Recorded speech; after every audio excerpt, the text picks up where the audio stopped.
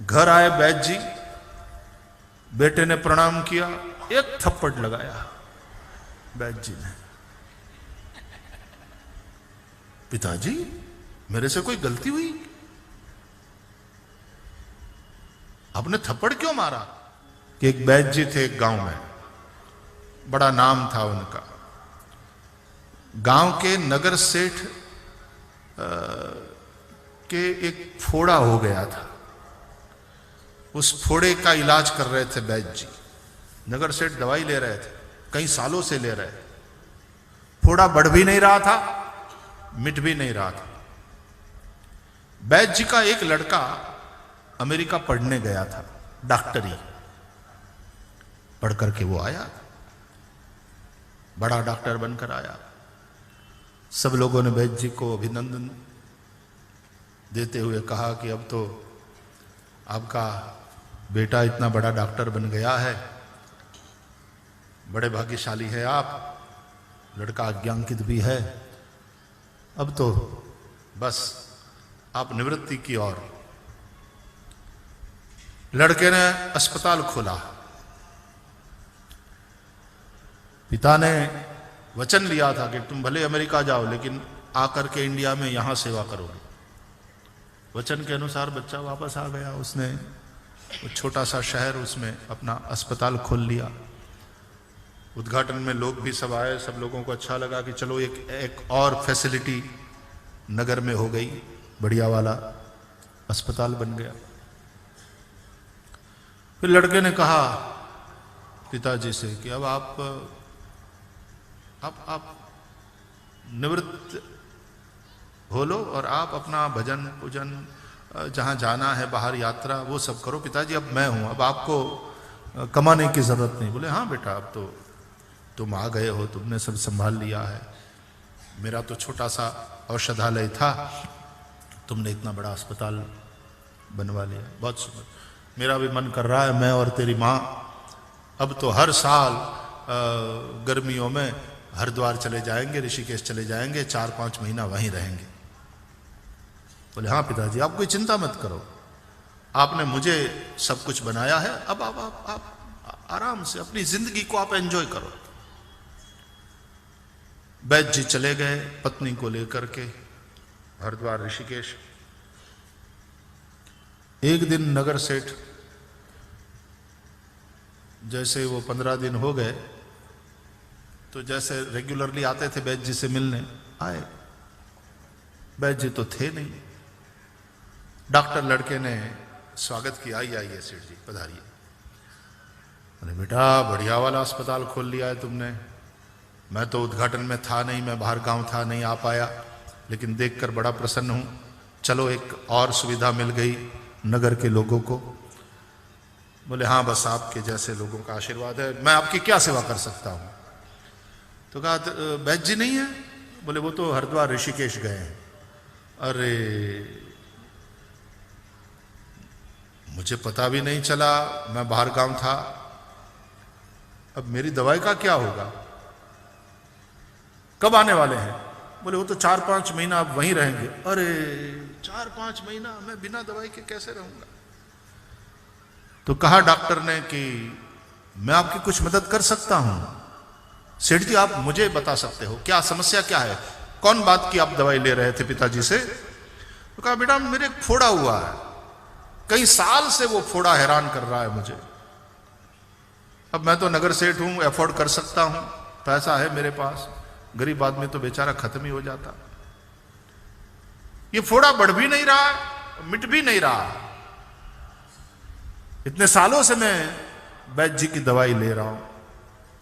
तो डॉक्टर ने कहा कि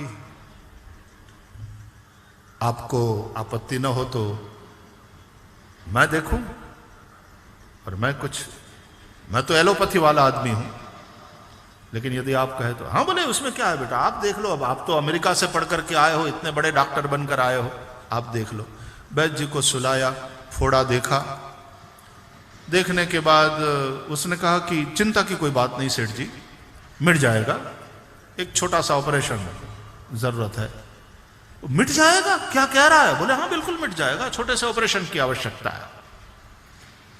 आप कल आइएगा, सुबह में कुछ पानी भी मत लीजिएगा, छोटा सा ऑपरेशन हो जाएगा।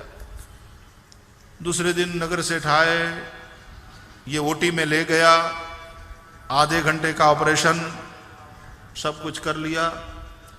फिर सेठ जी से कहा कि अब आप 2 दिन के बाद फिर से आइएगा, थोड़ा सा अभी देखते रहना पड़ेगा, 1 हफ्ते में ठीक हो जाएगा। और वास्तव में नगर सेठ 1 हफ्ते में बिल्कुल ठीक हो गए। अब कोई दवाई खाने की जरूरत नहीं है, कुछ करने की जरूरत नहीं है, फोड़ा खत्म। वाह बेटा, कितना पैसा देना है? अरे बोले आप पिताजी से दवाई लेते रहे हो इतने समय तक, आपसे बस आप आशीर्वाद दो। क्या बात है बेटा, तुम अमेरिका से पढ़ करके आए, आशीर्वाद रूप बन गए। सेठ जी चले गए। 4 महीने के बाद जब वैद्य जी लौटे और उनको यह समाचार मिला, नगर सेठ ने कहा क्या आपका बेटा डॉक्टर है? वैद्य जी, आप जिस फोड़े को इतने सालों में मिटा नहीं पाए, आपके बेटे ने आधे घंटे के ऑपरेशन में और केवल 7-10 दिन दवाई, खत्म हो गया। अच्छा, वैद्य जी ने कहा बताइए तो। बोले ये देखो। सेठ जी ने बताया, एकदम फोड़ा निकल गया था, सब साफ। बोले हाँ हाँ, अमेरिका पढ़कर आया है। घर आए वैद्य जी, बेटे ने प्रणाम किया, 1 थप्पड़ लगाया वैद्य जी ने। पिताजी, मेरे से कोई गलती हुई? आपने थप्पड़ क्यों मारा? बोले बेवकूफ, नगर सेठ के फोड़े को मिटा दिया तूने। बोले उसमें कुछ था ही नहीं, केवल आधे घंटे का ऑपरेशन। इतने सालों से बेचारे परेशान हो रहे थे, दुखी हो रहे थे। पिताजी, केवल ऑपरेशन की जरूरत थी, ऑपरेशन कर लिया, आधा घंटा ऑपरेशन में लगा, और फिर देखा मैंने हफ्ता भर हो गए ठीक। तो आपको तो मुझे आशीर्वाद देना चाहिए। उन्होंने भी आशीर्वाद दिया, आपने थप्पड़ लगाया मुझे। बोले पागल, इसी फोड़े ने तुझे डॉक्टर बनाया है।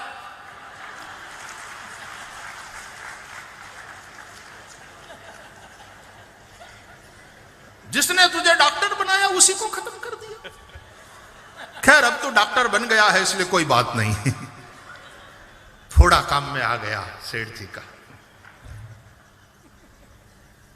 तुझे पता नहीं पागल, जब जब सेठ जी आते थे, मैं मरहम पट्टी करता था तो उस फोड़े को प्रणाम करता था कि तुम्हारे ही कारण मेरा बेटा अमेरिका पढ़ रहा है।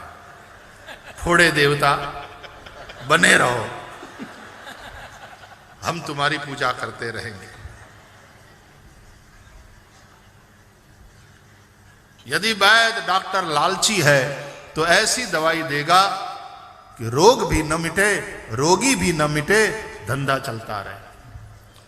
लेकिन भागवत रूपी दवाई औषधि के देने वाले वैद्य सुखदेव जी जैसे निवृत्त तृष्ण वैद्य है, निवृत्त तरसई रूपगीयमानात्, जिनको कौपिन का भी भान नहीं है, जिन्हें अपने लिए कुछ नहीं चाहिए, ऐसे निवृत्त तृष्ण महात्माओं के द्वारा दिया गया यह औषध है।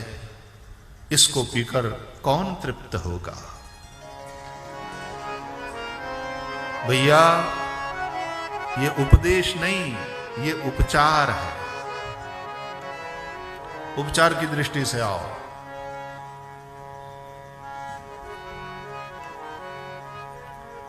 तो आप समझ रहे हो ना? सुनो, समझो, करो। Stop, watch, see and then go. ये होता है ना ट्रैफिक का रूल्स भी। तो यहां भी सुनो, समझो, श्रवण के बाद मनन करो, समझो, and then do it, follow it, आचरण करो, जीवन में ले आओ। तो निश्चित रूप से ये जो भवरोग है वो मिटेगा। कथाएं वास्तव में हमारे जीवन में क्रांति लाएंगी। कथा निश्चित रूप से हमारा कल्याण करेगी। तो श्रवण आरंभ है, इति श्री नहीं। श्रद्धा पूर्वक सुनो और सुनते सुनते श्रद्धा बन जाएगी। तो इस चिंतन के साथ अब कथा प्रसंग में प्रवेश करें। उससे पूर्व कुछ मिनट भगवान के नाम का आश्रय करेंगे। भोजन के मध्य में भी थोड़ा पानी पीना चाहिए। भोजन मध्य पिबेत वारिम, इसलिए थोड़ा भगवान नाम का अमृत पी लें। रंग रंग पांडुरंग रंग विठला, तालियां बजाते हुए भाव से। रंग रंग पांडुरंग रंग विठला, रंग रंग पांडुरंग रंग विठला, हो रंग रंग पांडुरंग रंग विठला, रंग रंग पांडुरंग रंग विठला, हो रंग रंग पांडुरंग रंग विठला, रंग रंग पांडुरंग रंग विठला। रुक्मणी समेता पंढरीनाथा,